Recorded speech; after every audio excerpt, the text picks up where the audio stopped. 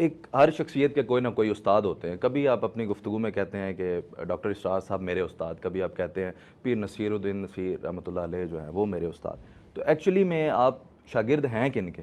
دیکھیں میں ہر اس شخص کو اپنا استاد مانتا ہوں جس سے میں نے دین کا علم حاصل کیا ہے, ڈائریکٹلی اور انڈائریکٹلی. ڈاکٹر اسرار صاحب سے میری 2 گھنٹے کی ملاقات میں نے ان سے اتنا کچھ سمیٹا جو شاید 2 سال میں لوگ نہ سمیٹ سکتے ہوں. اس کا ثبوت یہ ہے کہ آپ ہمارا پبلک سیشن کوئی دیکھ لیں, آپ ایک سیشن میں اتنا کچھ حاصل کرتے ہیں جو آپ نے پوری زندگی میں دین کا نالج نہیں حاصل کیا ہوتا. تو پھر جب میرے جیسا بندہ ڈاکٹر اسرار سے پوچھ رہا ہو تو وہ ان 2-2.5 گھنٹوں کے اندر کیا کچھ سمیٹ لے گا.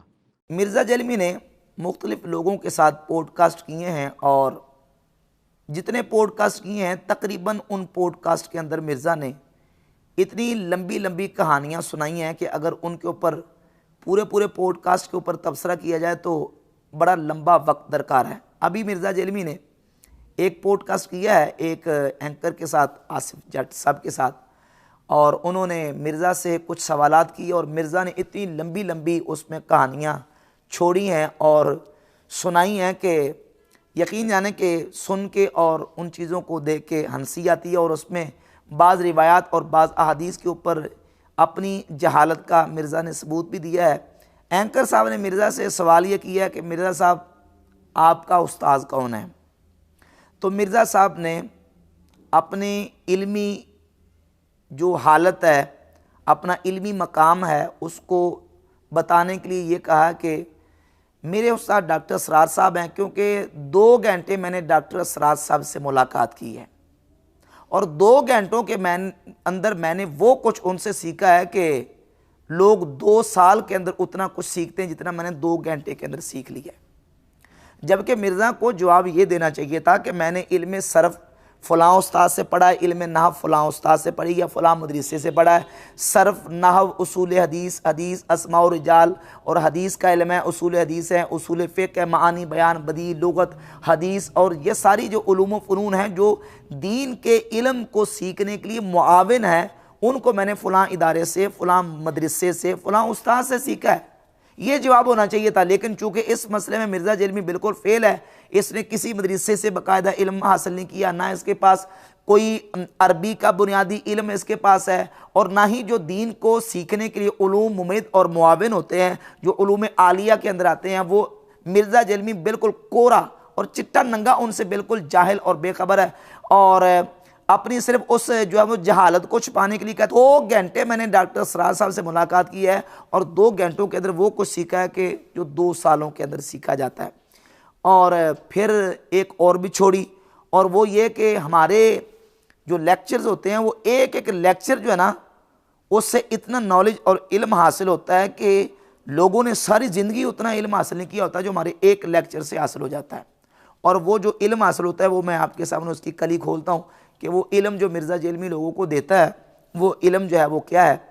اور پھر اپنے اس نے ایک اور بیان کے اندر علم تجوید کا تعارف کرواتے ہوئے اور اپنی تجوید کا ذکر کرتے ہوئے کہا تھا کہ میں نے تجوید کے اوپر ایک لیکچر ریکارڈ کروایا, 1.5-2 گھنٹے کے اندر میں نے اتنی چیزیں اور اتنی تجوید سکھا دی ہے کہ جتنی 2 سال کے اندر سیکھی جاتی ہے, اتنی لمبی لمبی اس نے چھوڑی ہے.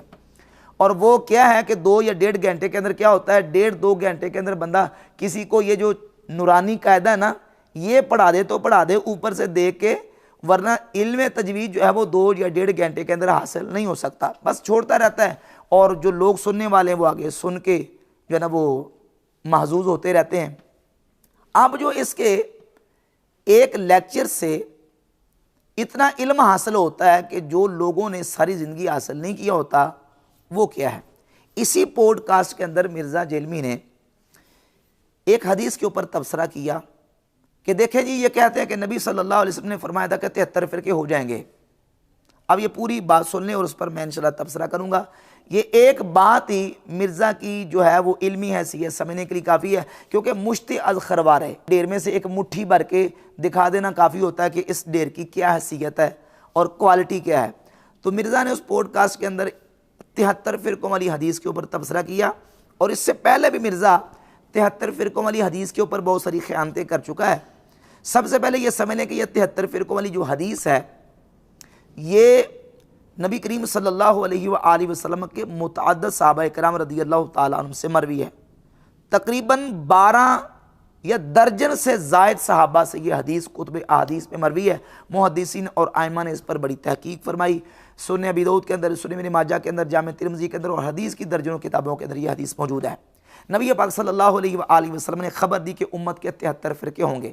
اب مرزا کہتا ہے کہ نبی علیہ الصلوۃ والسلام نے یہ تو بتایا کہ 73 فرقے ہو جائیں گے، تو پہلے پرانے بیان میں یہ کہا ہے کہ نبی علیہ الصلوۃ والسلام نے یہ نہیں کہا کہ تم نے ان 73 میں سے کسی کا حصہ بننا ہے، بلکہ صرف خبر دی ہے کہ 73 فرقے ہو جائیں گے۔ جیسے کہ یہ خبر دی ہے کہ قرب قیامت عورتیں ایسا لباس پہنیں گی کہ لباس پہننے کے باوجود ننگی ہوں گی، تو اس کا مطلب یہ نہیں کہ تم نے ایسا لباس پہننا شروع کر دینا ہے۔ تو اسی طرح حدیث میں 73 فرقے ہو جائیں گے، یہ نہیں کہ تم نے 73 میں سے کسی کا حصہ بننا ہے، یا یہ ہے کہ تم نے 73 فرقے بنا لینے ہیں۔ اور وہ کہتے ہیں جی نبی علیہ السلام نے فرمایا تھا کہ امت میں 73 فرقے بن جائیں گے، تو اس وجہ سے فرقہ ہونا چاہیے۔ نبی علیہ السلام نے کہیں نہیں فرمایا کہ فرقہ ہونا چاہیے، آپ نے تو ڈرایا ہے کہ 73 بن جائیں گے، تم نے نہیں بننا۔ جیسے مسلم شریف میں حدیث ہے کہ قرب قیامت میں عورتیں ایسا لباس پہنیں گی گویا کہ ننگی نظر آئیں گی، اس کا یہ مطلب ہے کہ ہم عورتوں کو ننگا لباس پہنائیں؟ یہ ڈرایا تھا، ٹھیک ہے۔ قرآن میں واضح ہے وَاعْتَصِمُوا بِحَبْلِ اللَّهِ جَمِيعًا وَلَا تَفَرَّقُوا، تو یہ کیسے ہو سکتا ہے کہ اللہ کے نبی علیہ السلام لوگوں کے فرقے بناؤ؟ یہ تو آپ نے پریڈکٹ کیا تھا، پروفیسی کے طور پہ فرقے بنیں گے، اور آپ فرمایا ایک گروہ حق پہ ہوگا، فرقہ نہیں، گروہ، جو نبی علیہ السلام صحابہ اور اہل بیت کا تھا۔ یہ بات تو درست ہے کہ تم نے فرقے نہیں بنانے، اس میں کوئی شک نہیں، لیکن جب فرقے بن جائیں گے اور نبی کریم علیہ الصلوۃ والسلام نے امت کو خبر دی ہے کہ بنیں گے، تو تم نے اس وقت کیا کرنا ہے، اس کی رہنمائی نبی کریم علیہ الصلوۃ والسلام نے انہی احادیث کے اندر دی ہے۔ سب سے پہلے اس حدیث کی تخریج اور تھوڑی سی میں آپ کے سامنے اس کی تفصیل بیان کروں گا۔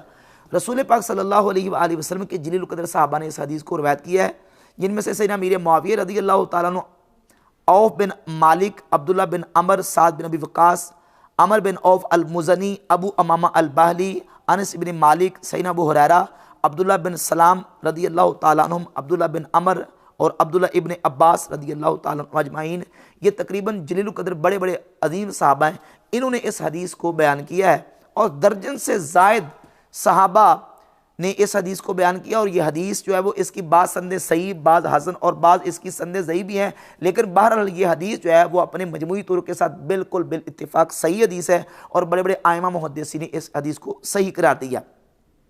اب وہ حدیث کیا ہے، میں اس کا ایک جو طریق ہے سنن ابی داؤد والا 4597 4597 آپ کے سامنے پڑھتا ہوں کہ نبی پاک صلی اللہ علیہ وآلہ وسلم نے فرمایا الا ان من قبلکم من اہل الکتاب افترقوا علی 72 ملہ، خبردار تم سے پہلی جو ملتیں تھیں وہ 72 فرقوں میں بٹ گئیں، وَإِنَّ هَذِهِ الْمِلَّةَ سَتَفْتَرِقُ عَلَى 73، اور الفاظ سنیے، وَإِنَّ هَذِهِ الْمِلَّةَ، اور بے شک میری یہ امت، میری یہ ملت، سَتَفْتَرِقُ عَلَى 73، 73 فرقوں میں بٹ جائے گی۔ تفترق، افترق یفترق، افتراق کا معنی بٹ جانا، الگ الگ ہو جانا، حصے ہو جانا، تقسیم ہو جانا، اس کے ٹکڑے ٹکڑے ہو جانا۔ میری یہ امت 73 فرقوں میں بٹ جائے گی۔ اب ان 73 فرقوں میں سے پہلے سے لے کر آخری 73 تک، ان 73 فرقوں میں سے 72 فی النار، 72 فرقے جہنم میں جائیں گے، وواحدۃ فی الجنہ، اور ایک جنت میں جائے گا۔ وواحدۃ فی الجنہ، یہ واحدہ، یہ کیا واحدہ، یہ ایک کیا ہے، وہ فرقہ، 73 میں سے ایک فرقہ جنت میں جائے گا، وواحدۃ فی الجنہ، ایک جنت میں جائے گا۔ صحابہ اکرام نے پوچھا یا رسول اللہ صلی اللہ علیہ وسلم، وہ ایک فرقہ جو جنت میں جائے گا وہ کون ہوگا؟ تو فرمایا ہی الجماعت، وہی جماعت ہوگی، وہی جماعت ہوگی مسلمانوں کی جو ایک فرقہ جنت میں جائے گا۔ اب 73 فرقوں میں سے ایک فرقہ جنت میں جائے گا اور وہی جماعت ہوگی۔ یہ حدیث کے اندر باقاعدہ الفاظ موجود ہیں، واحدہ کا جو صفت ہے یہ فرقہ کی صفت ہے، فرقہ تم واحدہ، ایک فرقہ جنت میں جائے گا۔ مرزا نے اس مقام پہ اتنی بڑی جہالت کا ثبوت دیا ہے کہ کہتا ہے جی کہ حدیث میں جو ہے نا کہ 73 میں سے ایک جنت میں جائے گی، تو یہ نہیں کہ وہ ایک فرقہ ہوگا، وہ گروہ ہوگا۔ اور آپ فرمائے ایک گروہ حق پہ ہوگا، فرقہ نہیں، گروہ۔ اسی لیے مرزا کو ہم کہتے ہیں کہ مرزا عربی سے بالکل ناواقف اور نابلد ہے. کہتا وہ گروہ ہوگا، فرقہ نہیں ہوگا. سوال یہ پیدا ہوتا ہے کہ جو گروہ کا لفظ ہے یہ حدیث کے اندر ہے. گروہ تو لفظ ہی اردو کا ہے، حدیث کے اندر لفظ کیا ہے؟ حدیث کے اندر فرقہ کا لفظ ہے. اور اس کے میں آپ کے سامنے ترک پیش کر دیتا ہوں. حدیث کے اندر گروہ کا لفظ نہیں، کہتا نہیں وہ فرقہ نہیں ہوگا، وہ گروہ ہوگا. بھائی گروہ عربی کا لفظ ہی نہیں ہے، گروہ تو اردو کا لفظ ہے اور گروہ ترجمہ ہے فرقے کا. تو آپ اس سے اندازہ لگا لیں مرزا کے لیکچر سے جو علم حاصل ہوتا ہے، جو کہتا ہے جی کہ پوری زندگی لوگوں نے اتنا علم حاصل نہیں کیا ہوتا جو ہمارے ایک لیکچر سے. یہ جہالت حاصل ہوتی ہے مرزا جلمی کے لیکچر سے کہ یہ کہتا ہے جی وہ فرقے کا لفظ نہیں ہے، وہ تو گروہ ہے کہ گروہ ہوگا. جبکہ حدیث کے اندر فرقہ کا لفظ بھی موجود ہے اور گروہ ترجمہ بھی فرقے ہی کا ہے، کیونکہ گروہ تو عربی کا لفظ ہی نہیں ہے، گروہ اردو کا لفظ ہے. یہ امام حاکم کی المستدرک الصحیحین ہے، اس میں 452 نمبر 452 نمبر حدیث ہے. اس میں لفظ ہے کلھا ضالہ الا فرقۃ واحدہ، باقی سارے کے سارے گمراہ ہوں گے، ایک فرقہ ہوگا جو جنت میں جانے والا ہے. یہ المستدرک الصحیحین اور المعجم الاوسط ہے. امام ابو القاسم سلیمان ابن احمد طبرانی المتوفیٰ 360 ہجری، اس میں 7840 نمبر حدیث لے کے آئے. صحابہ نے پوچھا وما تلک الفرقہ، یا رسول اللہ وہ ایک فرقہ جو جنت میں جائے گا وہ کون ہوگا؟ تو فرمایا من کان علی ما انا علیہ اليوم اصحابی، جس پر آج میں اور میرے صحابہ ہیں. اور یہ المعجم الاوسط کے بعد المعجم الصغیر ہے امام طبرانی کی، اس میں حدیث نمبر 733 ہے. قالوا وما ہی تلک الفرقہ، صحابہ نے پوچھا یا رسول اللہ وہ ایک فرقہ کون ہوگا؟ قال ما انا علیہ اليوم اصحابی، تو نبی پاک صلی اللہ علیہ وآلہ وسلم نے فرمایا جس پر آج میں اور میرے صحابہ ہیں. تو حدیث کے اندر تو فرقہ کا لفظ موجود ہے، اور وہ جو فرقہ ہے وہی مسلمانوں کی بڑی جماعت ہوگی. اور اس کی وضاحت جو ہے وہ جامع ترمذی کے اندر 2165 نمبر صحیح حدیث ہے. نبی پاک صلی اللہ علیہ وسلم کی اس حدیث سے ثابت ہوتا ہے، نبی پاک صلی اللہ علیہ وسلم نے ایک مقام پہ خطبہ دیا، اور حدیث لمبی میں اس کا ایک حصہ جو مستدل ہے میرا وہ پڑھتا ہوں. علیکم بالجماع و ایاکم والفرقہ، تم پر جماعت کا ساتھ لازم ہے، ایاکم والفرقہ، اور فرقوں سے بچ کے رہنا. اب 73 فرقے ہوں گے، ان میں سے ایک فرقہ جنت میں، باقی جہنم میں، اور وہ فرقہ جماعت ہوگا. نبی کریم علیہ الصلوۃ والسلام نے خود بیان فرما دیا. اور 2165 نمبر جامع ترمذی کی حدیث ہے، نبی کریم علیہ الصلوۃ والسلام نے خود فرمایا علیکم بالجماع، تم پر جماعت کا ساتھ لازم ہے، ایاکم والفرقہ، اور فرقوں سے بچ کے رہنا. اب سورہ آل عمران کی جو آیت ہے وَاعْتَصِمُوا بِحَبْلِ اللَّهِ جَمِيعًا وَلَا تَفَرَّقُوا، اس آیت کا معنی بھی اور مفہوم بھی یہی ہے کہ تم نے مسلمانوں کی جماعت کے ساتھ رہنا ہے. حبل اللہ، اور حبل اللہ کی تفسیر سیدنا عبداللہ ابن مسعود رضی اللہ تعالی عنہ نے فرمائی، جو کہ امام ابن جریر طبری اپنی تفسیر طبری کے اندر اسی آیت کی تفسیر میں نقل کرتے ہیں.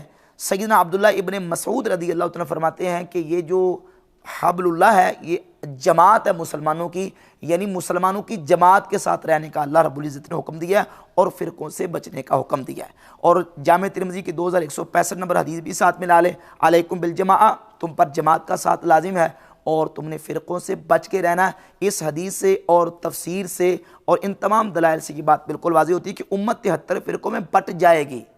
جب 73 فرقوں میں بٹ جائے گی تو ایک فرقہ وہ جو مسلمانوں کی جماعت ہوگی وہی جنت میں جائے گا، اور باقیوں کو نبی پاک علیہ الصلوۃ والسلام نے فرمایا وہ جہنم میں جائیں گے. حدیث کا بالکل واضح مفہوم ہے. اور جہاں تک بات رہے گی 73 میں سے تم نے کس کا حصہ بننا ہے، مرزا کہتا ہے یہ نہیں کہا گیا تم نے اس کا حصہ بننا ہے، جبکہ حضور نے کہا ہے. اگر یہ کہیں کہ حصہ نہیں بننا تو مطلب نہ تم نے جہنمیوں کا حصہ بننا ہے اور نہ تم نے جنتی کا حصہ بننا ہے، یہ مطلب نکلے گا، کیونکہ ایک جنتی باقی جہنمی. تو حصہ کس کا بننا ہے؟ رسول اللہ صلی اللہ علیہ وسلم نے فرما دیا کہ تم نے حصہ مسلمانوں کے اس فرقے کا بننا ہے جو مسلمانوں کی جماعت ہوگی. تم نے جماعت کا ساتھ دینا ہے، تم نے جماعت کو لازم پکڑنا ہے. اور مرزا جلمی کہتا ہے کہ تم نے حصہ کسی کا نہیں بننا. تو یہ بحمد تعالیٰ حدیث کی صحیح جو ایکسپلینیشن ہے اور صحیح وضاحت ہے وہ احادیث کے ساتھ بحمد تعالیٰ بالکل واضح ہو جاتی ہے، اور مرزا کی جو جہالتیں اور خیانتیں ہیں وہ اس سے واضح ہو جاتی ہیں.